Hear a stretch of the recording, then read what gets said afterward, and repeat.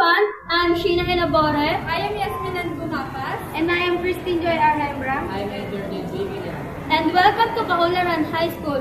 Today, we're here to interview our teacher about geological hazard.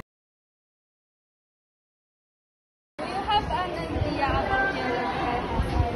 As an Earth and Life Science teacher, I have ideas about geological hazard. One of the most common geological hazards that we could experience are earthquake, volcanic eruption. When we say geological hazard, these are hazards happening within our lithosphere.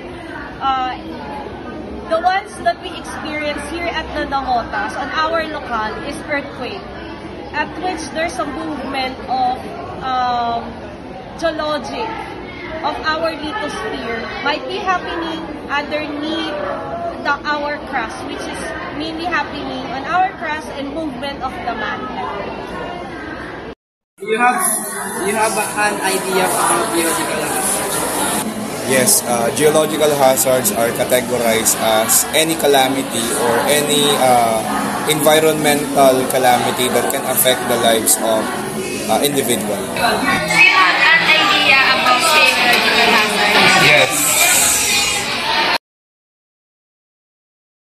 What are some examples of geological hazards? Said, the most common experience here at the Philippines, geological hazard is the earthquake, which is present at our locale. It could be earthquake, the movement of our mantle or our lithosphere. What are some examples of geological hazards? Okay, the example that we have, earthquake, tsunami, fire, wildfire caused in our environment, and so many more. What are some examples of geological hazards? We have earthquake, volcanic eruption, tsunami, and landslide mudslide.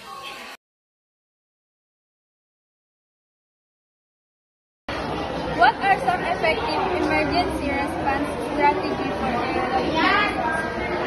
When it comes to emergency, earthquake needs to have a drill. That's what we experience at the school, which are in collaboration with our barangay and our school, with our, our disaster risk management team, local and our school, and same with our barangay. They have collaboration.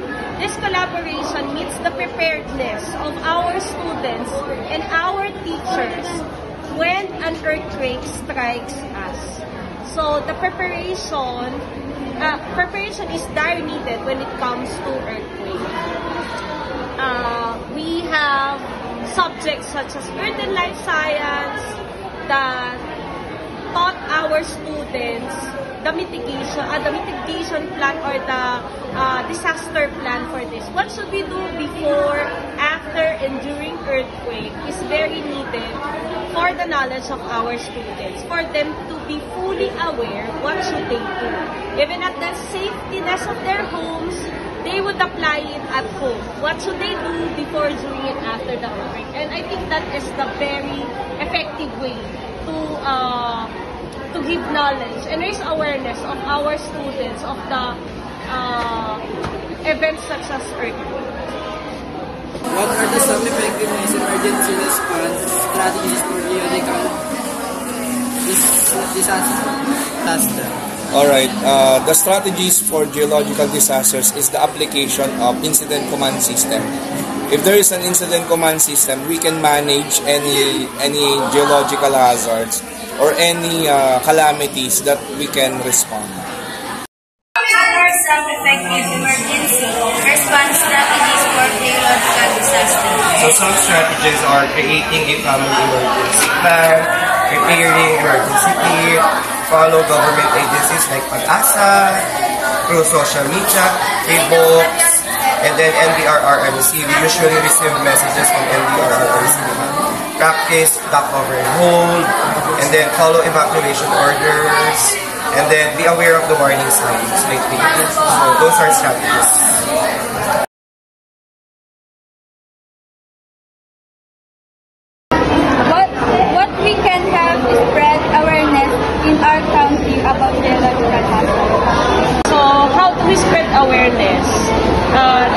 about the DepEd, they have initiated to put the subject Earth and Life Science, and we have also the disaster risk management subject, which are only stipulated to some of our students, which is only offered at GAS.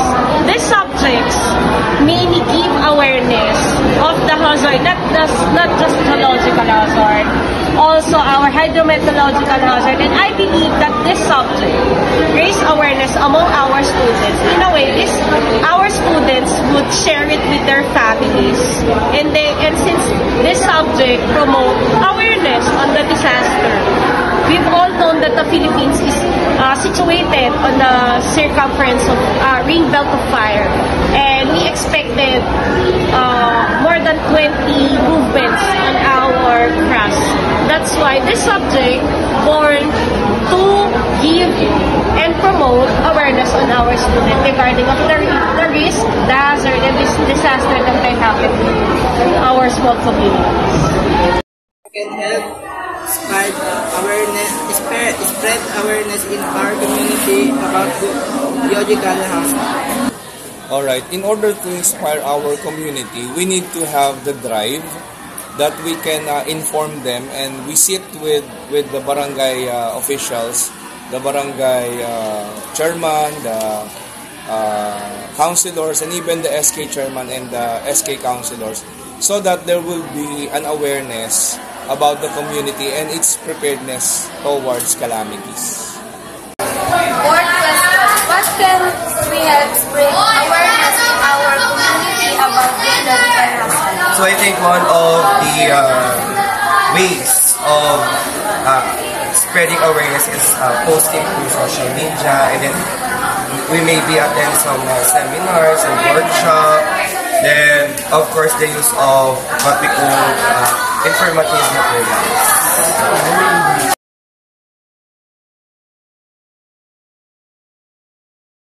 How do governments and communities prepare for a response to geological disaster like The government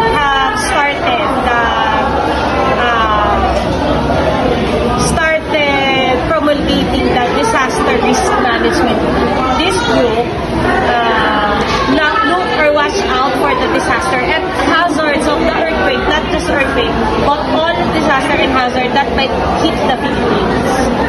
So, in collaboration with the government and also the DepEd have also subjects such as Earth and Life, just like what I've discussed, disaster risk and management. They also promote this subject as well as the collaboration of the barangay.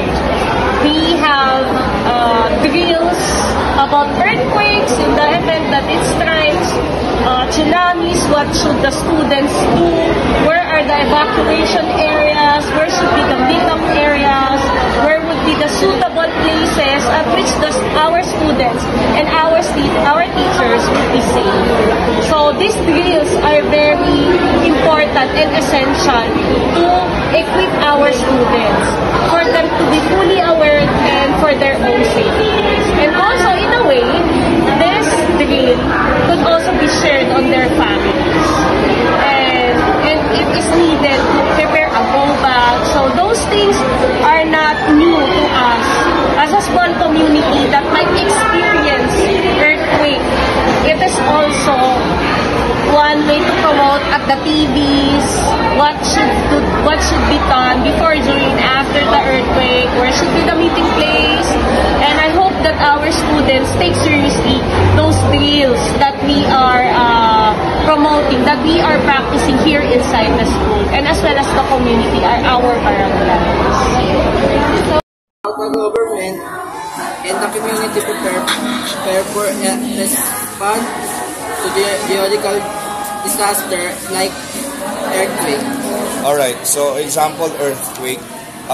In our community here in Navotas, we are also patronizing the every quarter synchronized nationwide simultaneous earthquake drill. So our country is doing that, as well as in our localities. the DRRMC, which is Bon Villanueva, is always capacitating every teachers, every barangay officials, every barangay volunteer, so that we will be aware on how are we going to cope up and mitigate this kind of disaster. But how do governments and communities prepare for and respond to geological disasters like earthquakes and volcanic eruptions? Of course, the use of different websites such as GeoRisk Philippines, GeoRisk PH, and then you have the Hazard Hunter PH applications. And then, of course, the MDRRMC, community-based initiatives, etc.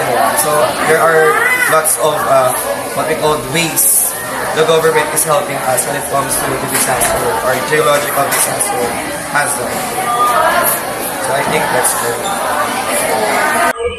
Thank you for watching. Stay safe and stay informed about geological hazard. We hope you learned something new today.